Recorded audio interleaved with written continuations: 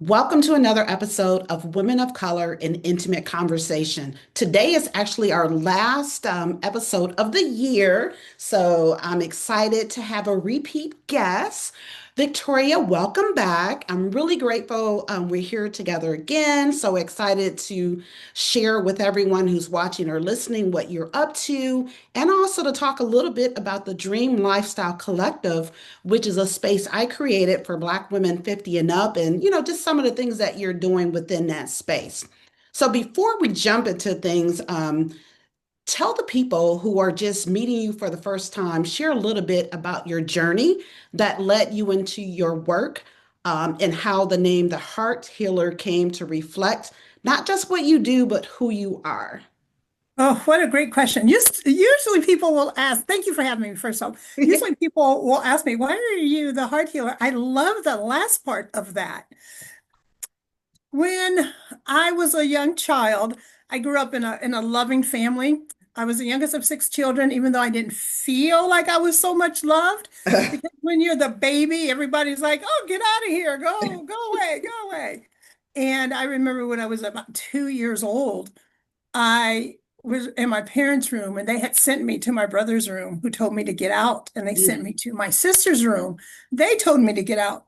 Now, here's the thing. We only had three bedrooms, six kids, two adults. So baby Victoria did not have her own room, her own crib, nothing. That was mine as a child. And when my parents told me to leave their room and my brothers and my sisters told me to leave their room, imagine a toddler, a 2 year old still in diapers.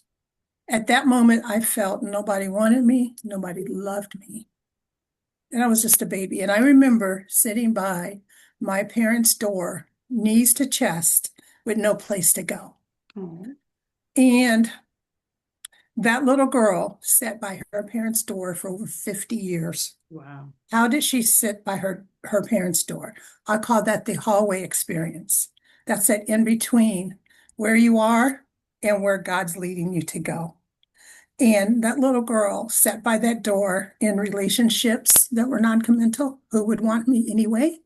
Um, I would become a very, very high achiever because I thought, man, if I was just good enough, if I just had enough, they would see me, they would love me, not knowing that they always saw me and they always loved me. But that little 2 year old brain stayed with me. And that put me in and out of depression for most of my life.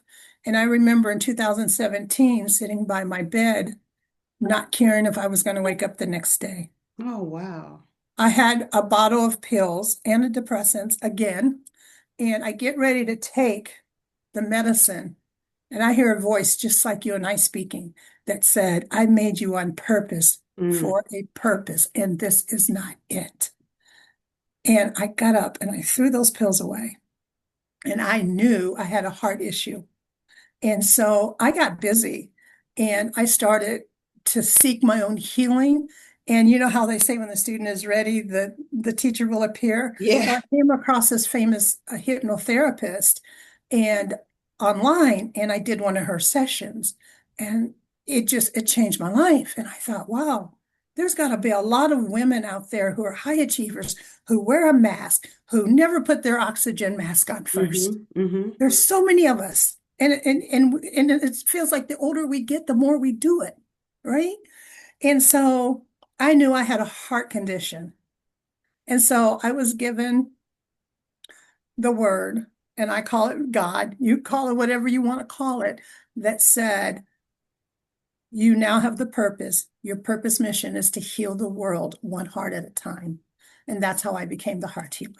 I love that. I absolutely do. And like what you said, so many of us have experienced that in some form, right? Or another, right? Not feeling seen for whatever reason. And that's something that just comes up a lot, especially lately, being seen. Like for me personally, when someone sees me, I'm like, thank you so much. I really appreciate that because it means a lot to me. We're in this world, we're surrounded by so many people doing things, and we don't always feel seen. And so when a person takes the time to see us, to acknowledge that, that means a lot. So let me ask you, you talked about being a 2 year old, being a little girl, baby, and not feeling love, not feeling like you belonged anywhere, right? Because you were in a home with a, you know, a large family. So when you think about it today, as you think about that from your healed heart, what what would you tell yourself? What would you tell that little girl sitting on the floor with her knees to her chest? It's interesting that you asked that question as well. I have to say, I love your questions. And because part of my work is as inner child healing, Mm, and I help women, especially, overcome childhood trauma and PTSD. And part of my practice is what we call regression work, where we actually go back to that little girl or that moment in time where you felt the most unloved that charted the direction of your life. mm, So what I needed that little girl to know was that she was loved and she was seen. And it's just that she was the baby and yeah. her brothers and sisters and her parents were just doing what they were doing. It didn't mean they didn't love her. And then what ended up happening was I really still felt there was something missing. I didn't know what it was. So then I actually hired a hypnotherapist who did the regression with me, who took me back to that little girl and, mentally, my subconscious. And I was able to see her there. And what happened, the thing I did not remember was my father had come out of the room. Mm. He saw me there. He picked me up. And I remembered what he was wearing, everything. And he picked me up and he started pacing up and down the hallway with me. He didn't Oh. even know I was there. And it was just this feeling of, they did see me. They didn't Mhm. mean to leave me. And this is not to diminish anyone who, feels the way that they feel, but to be able to go back and know that that little girl was loved. And when I work with my clients, it's the same thing. We go back, we go to that moment, and they speak to that child that says, you are loved, you are seen, you are enough.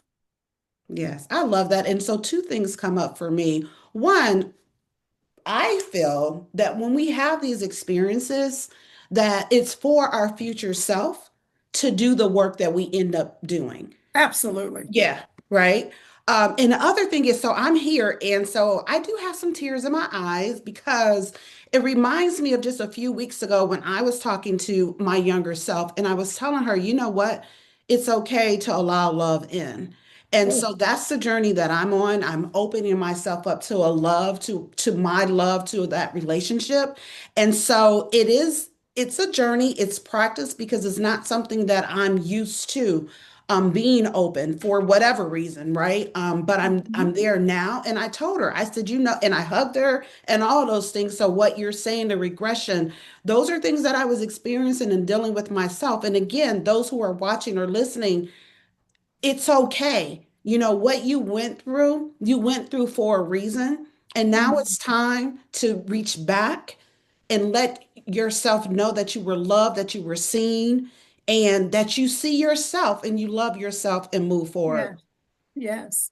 And that's one thing you said is it's understanding that validation and love comes from the inside out. Yeah. The achievement, the men, all of that was looking for that outside validation. Mm-hmm. And once I was able to realize my worth, just because I'm a creation of the Most High, or whatever you believe in, Right. that in and of itself makes you worthy. The fact that you're a living, breathing human being makes you worthy if nothing else in the world does. Right. Absolutely. Just quick, I'm just curious, what is your love language? If you know your love language, what is your number one?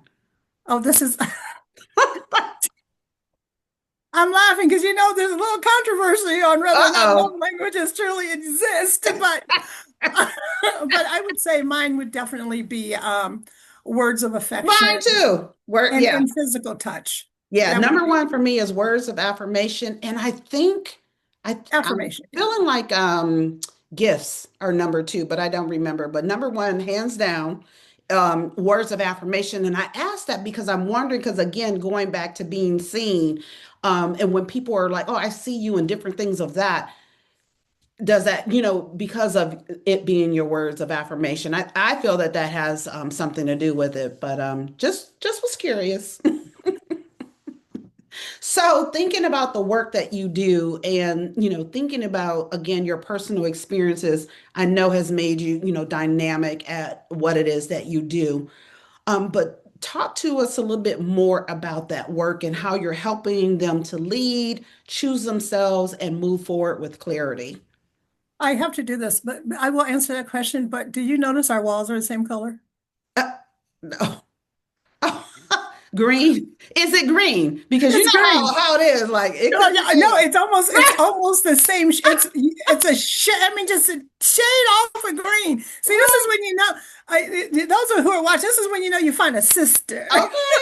Look, we already talked about, we were looking pale, and so that was part of the reason why I put glasses on is to help. And we have the, the silver and That's going right. on That's here, right. right? We got it I going love on. it. Now you have to ask a question again. I know. And so for those who are not watching, you're missing out. So make sure that you also jump on YouTube and check us out.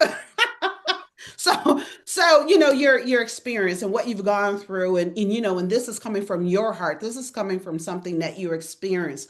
Tell us a little bit more about how you're helping your clients, patients, those who come to see you, how you're helping them lead, choose themselves, and move forward with clarity. Yes. Well, first, you have to be radically honest.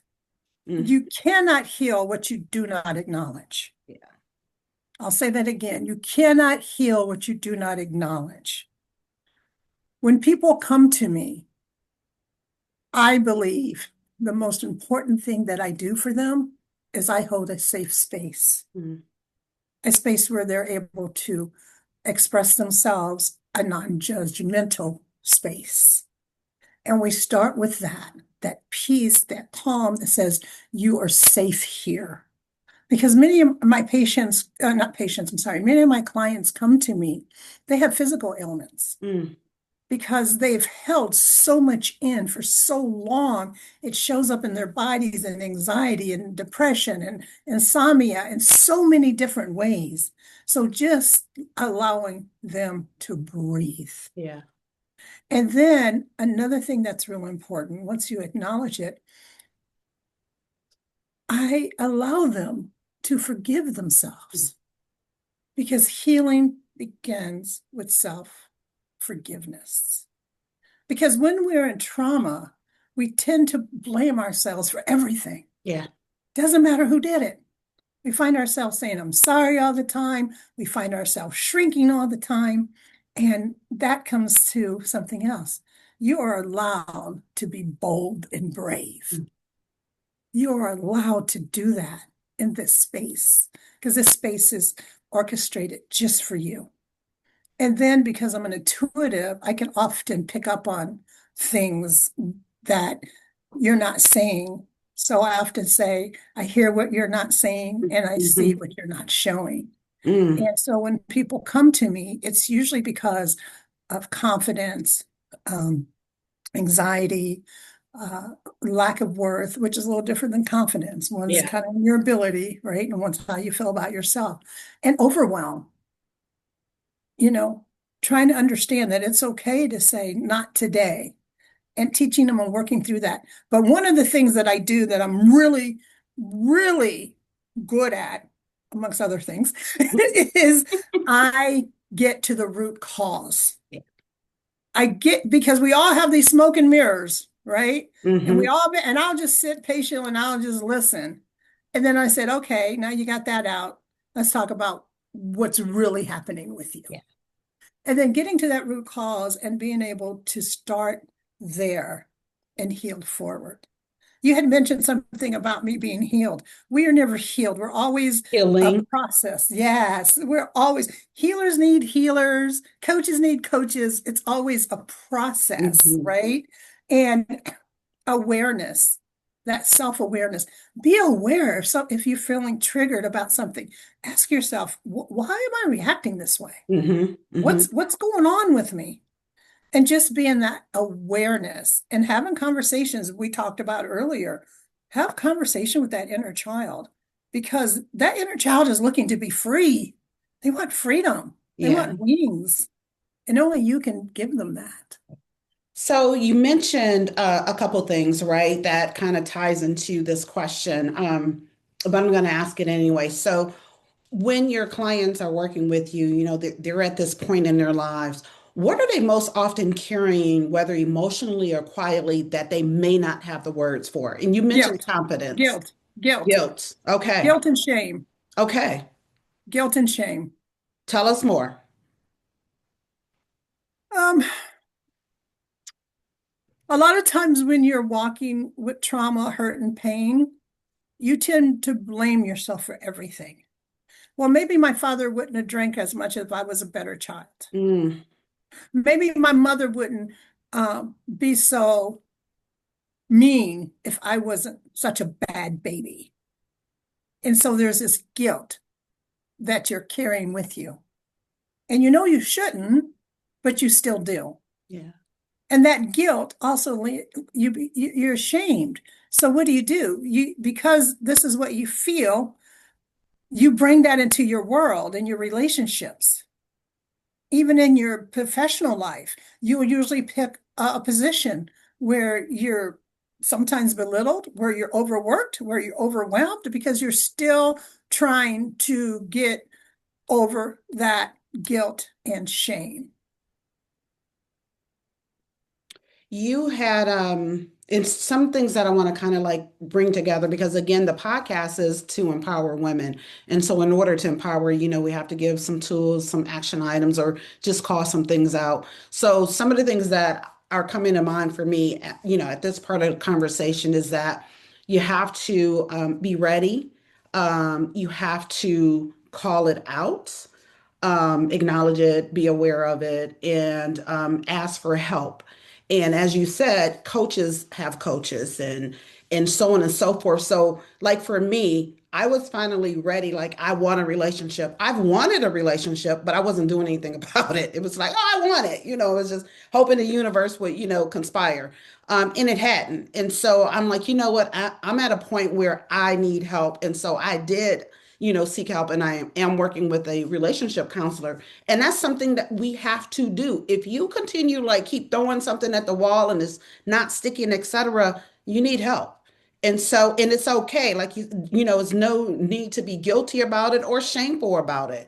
Go ahead and get that help that you need to make your life better. Yes. One tip that I would give anyone right now listening to the sound of my voice, sit still, get quiet, take a few really cleansing breaths in Hmm. and out. And you can do something called a chair exercise. And that's where you're sitting and you're looking at that little 5-year-old. What would you say to that 5-year-old? Speak it. Speak to that 5-year-old. And then you go up and you go to that preteen. What would you say to her or him? And then from there you go to that teenager that maybe had a broken heart, maybe is feeling lonely, maybe is feeling afraid, because those are scary years. Yeah. What would you say? And how about that young adult? What would you say to her and or him? And Yeah. if you anyone can do that, and I can tell you that exercise right there may not solve everything, but it is freeing because it's a way to get it out. And just the breath alone, right? Just the Mhm. breathing. When we intentionally stop to breathe, oh my God, it feels because I was doing it while you were talking. I'm like, oh yes, calm, and it just brings you back, right? Because we're constantly moving through life and we don't take the time to intentionally breathe. We're breathing because as we're Mhm. alive, we're breathing, but we're not always intentionally breathing. And that does make a difference. So that along with speaking to different stages of your life, I can imagine how powerful that is. So you're in a different season now. How would you describe the work you're doing in this season and the kind of transformation women experience when they allow themselves to fully engage? Oof. The season I'm in, I am living my best life right Okay, now. I yes. am living my best life. For those who know me, they don't ask Victoria, "How are you doing?" They're like, "Where are you now?" Right, Because right, I am right. up and gone. I'm liable to be anywhere in the world. Hmm. I'm just I am really in a season where I'm I've worked really hard to get here. I'm able to live anywhere, do anything. I own Avalon Executive Assistants, and that's a marketing and branding company. We'll take you and get your vision out there. We'll let your voice be heard because that's what it's about, getting the voices out there, Yeah. getting your vision out to the world. And then we make you visible so that the world know you exist. That's what we do at my company, Avalon Executive Assistants. And right now, and that's assistance, ANTS. And the season I'm in now is really one of reaching back, Mm. reaching back and bringing others along the way. Whether I do that with speaking or whether I'll do that in podcasts or circles or however I can. And then, of course, I have the work that I do in inner child healing and trauma recovery. But yeah, girl, I'm living my life right now. I'm single and I'm okay with that. Yeah. I'm okay with being single.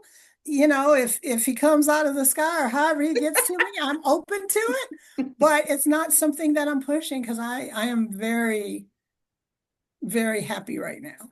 I love that. And so again, those that are watching or listening, it's okay to be single. It's okay to also, want and call in that love. So whatever you Exactly. want, whatever stage you're in your life, that's beautiful. And so when we were talking before, we said how, yes, when people like reach out to us, like, where you at? They know to ask that because we both share that a love of travel. And as a matter of fact, I was headed to New York tomorrow, You but I were. think I'm not because it's been snowing here in Detroit, and I don't even want to have to deal with all that because the flight is at 7 in the morning. So I probably won't go, but that there will be a flight soon. So Love that. now, when we talked before, did you tell me something about singing? Did you mention something about singing? Oh yes, I am a healing artist. I have songs that I wrote, lyrics that I wrote, and they are anthems, powerful anthems for women who've ever been through anything. I have one song called Crush, and every time I play it for a woman, because it goes back, and one of the lines in the song is, um, I love the man I love the man I thought I had, but not the one I really had. Mm. So, you know how Mm. when we're in love, we see like through all these cover, Mhm. and the exact verse is, I love the man I thought I had, but not the man I had. It's called Crushed, 7 years of tips and tricks. So basically, I put up with an alcoholic for 7 years. That's just Mm. where I was in life. And that's where we find ourselves. But at the end, it says, I'm free, Yeah. crushed, not broken.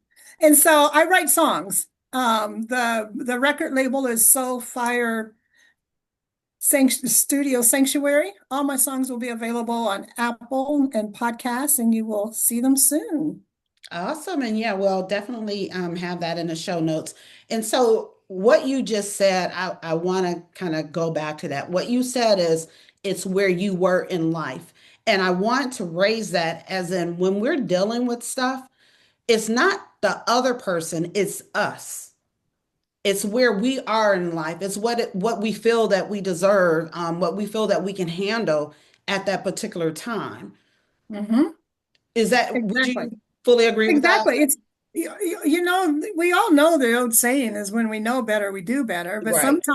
But sometimes as women, we know better and still don't do better, Yeah, right. right? Because we're Because not it's ready where we to. are. And I had mentioned before how I was seeking outside validation. I didn't think I was good enough. I felt I got what I deserved. Yeah, And, it was through the healing process that I was like, well, wait a minute.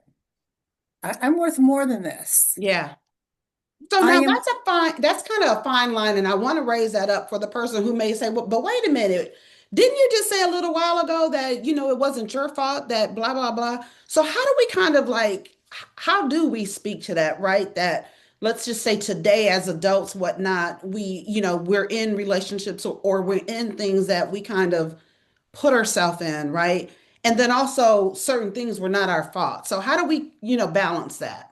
Well, we were talking about two different Yes. issues. Okay. Yes. We were talking about the child Mm-hmm. blaming themselves for the alcoholic parent or the immature parent. We were talking about even if you're in how do I got to be real careful. I'm going to phrase this.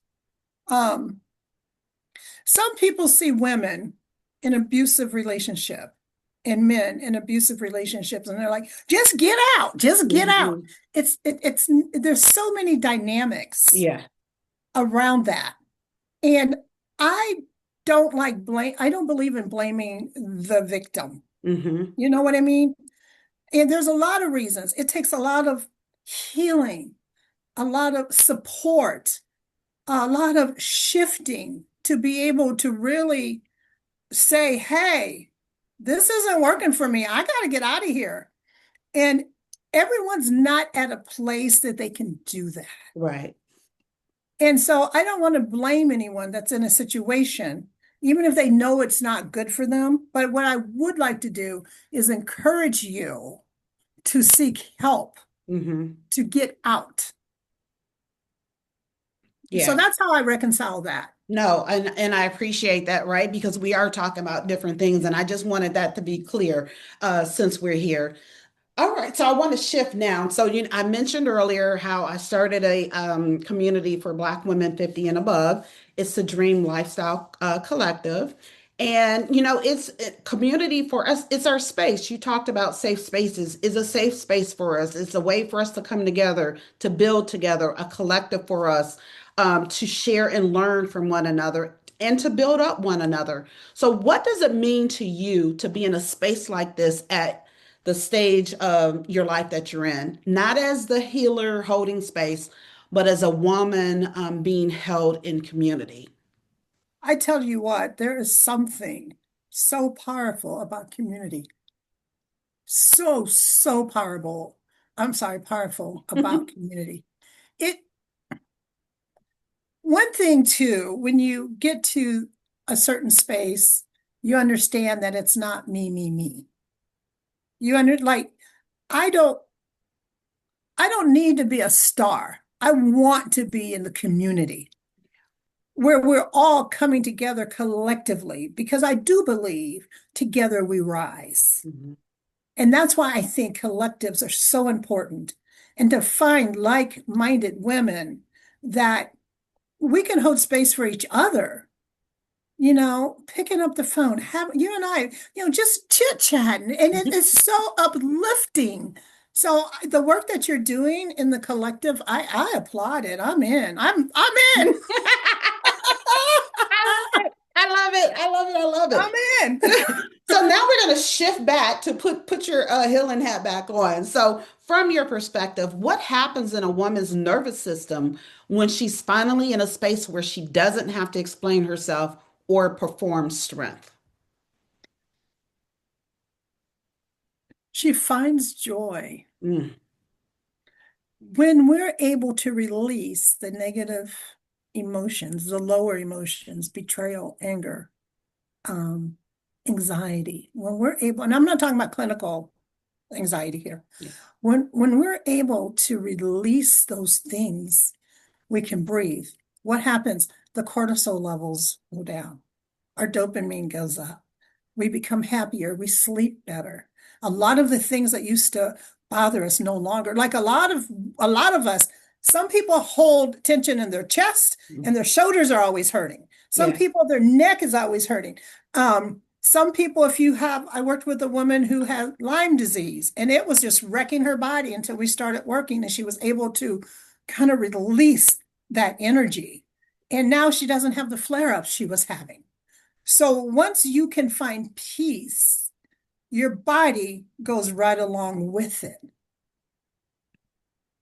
Yeah, and you know what? That's interesting because I recently went to the dentist and they're like, "Do you grind your teeth?" Or like, "You are grinding your teeth," or whatever. But what I've noticed since then is that I clench my teeth, and I'm not quite sure what that's about just yet.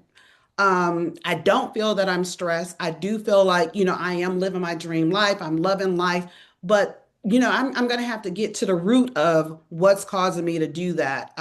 But yeah, as you were talking, so there are some physical things that happen in our lives that are like kind of cues and letting you know, okay, maybe look at that a little bit closer, as to what could possibly be triggering or causing you to do certain things. So yes, it's physical, right? some stress, whatever, when it manifests physically, it's time, it's really time to go ahead and take notice and do something about that. Yes, and we're all different. For me, it's my stomach. If my stomach, I know something's going on up here and I got to face it. Yeah. Yeah. Okay. Well, so I want to zoom out for a moment. Do you believe there's a chapter of a woman's life, especially after years of caregiving, leadership, or survival, that society hasn't fully named or honored yet? And if so, how would you describe that chapter? Absolutely. I will describe that chapter as her time. It's her time. It's her time to be whom she wants to be, to honor herself. It's up to her how she wants to live that life. Again, let's go back to where our validation comes from. Society tells us one thing, but what do we feel about ourselves? That's what really matters. And I'm not talking arrogance, I'm not talking ego here. I'm talking your validation comes from you. Doesn't matter. Society is always going to be society. They're always going to say, finally we embrace our gray. Think about it. 10 years ago, we weren't embracing gray, Right now. right? We were dying and we were plucking and we were tucking and we were doing, right? Right. We were doing everything. Hmm. So after the caregiving, somebody asked me something, I say, no, my kids are grown, I'm gone. Right? That's when we can fully step into our own. Yes. That's when we can slow down. That's and then sometimes though, when we get there, we're a little lost Hmm. because we spent so many years pouring from our cup and not our saucer. And we don't know what to do at that time. And I think that's probably the hardest part. Is like, who am I? Yeah. If I'm not Stella's mom or if I'm not Bill's wife, now what's left for me? And I would like to say to the sisters that are listening, life has been waiting on you Yes. to live. We talked about travel. You can't travel, that's okay. Find a hobby. Hmm. You get to choose. And what society says and what society is going to do, they're just going to do. Ageism, it's real. It's alive. Yes, it's true. If you're over 50 and you're trying to get back in the workforce, good luck. That's why I love Avalon. What we do there is because you don't need the workforce. We're going to create your own business. Absolutely. Stop No. working for somebody else. You Oh, spent all these right. years working for somebody else. It's time for you to do your own thing and get paid for it. That's right. Bring that expertise and let it be something you do. And that's again some things that we're going to get into in the collective. So absolutely. So here's something new that I want to throw out to you. Uh-oh. There's something I do every year, but I haven't seen posts about it. So that's why, added it into this conversation. So when we look ahead, right, and ahead is in what, 2+ days to 2026, what's your one word that will guide you through the year? I thought about that because every year I have a word. Yeah. And the thing I love about my word every year is when I look back on those words, it's how every word I have every year um, builds. Hmm. It builds on the next year, Yes. right? Yes. And so this year, and I think it's a word that I've been really working towards, it's just freedom. Okay. That's my word, freedom. Okay. I love it. I love it. Absolutely. So my word in 2022 was live, and then it became live a dream lifestyle, which is my brand, right? And Yes. so it became my way of living. It also became my brand. And then for this year, my word is unprecedented. And so I think we're going to move it into expectancy for 2026 with the underlying. So that's where I'm at right now. And I want to invite those who are watching or listening to think about it. Think of your word for 2026, how you want your life to be, how you want it to present for you. It's like you say that word and then you live into that word. That's what I want to invite all of you as we count down to 2026 to start thinking about your word and then declare it. Say it so. Yes. So, as we close, and for everyone listening, again, I want to invite you to sit with that question for yourself, think about it. You don't have to come up with a word today. If you do, you do, right? Because sometimes it just hits you. But just notice what's pulling at you, what's really resonating with you, and again, how you want your 2026 to look. And Victoria, I want to thank you so much for your wisdom, your honesty, your presence, for coming back, right? Because this is your Thank you. second time. And again, for saying yes to the collective, because we're going to do some great things. You mentioned the circles. That's what's coming up in January, and you're guiding one of those. So again, I thank you. And Two so of before them. and before we say goodbye, and we're saying goodbye to 2025, what would you like to leave those who are watching or listening with? Yes, the thing that I leave all conversations with is I see you, you matter, and you are enough. And you can reach me at justaskvictoria.com. Victoria at justaskvictoria.com. You can find me on Instagram. You can find me on Facebook at Victoria Finch 22.